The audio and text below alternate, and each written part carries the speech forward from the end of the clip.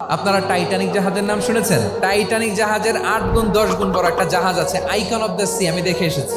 Royal Caribbean দেখে এসেছি। সাগরের সামনে জেটিতে যখন দাঁড়ালাম, জাহাজটা যখন যায়, আমার মনে হচ্ছে একটা শহর, পুরো একটা শহর মনে হয় পানির উপর দিয়ে ভেসে যাচ্ছে। পড়েন সুবহানাল্লাহ। এই যে আইকন অফ দ্য সি, এই জাহাজটা, এটার ভেতরে স্টেডিয়াম আছে, সুইমিং পুল আছে, রেস্টুরেন্ট আছে, 3000 4000 রুম বিশিষ্ট, কক্ষ বিশিষ্ট হোটেল আছে। এই সবগুলোর নিয়ে এগুলো চলে সাগরের দোলার মধ্যে, জলোচ্ছ্বাসের মধ্যে। এই সাগরের ভেতরে এই জাহাজগুলোর ভাষায় রাখছে কে?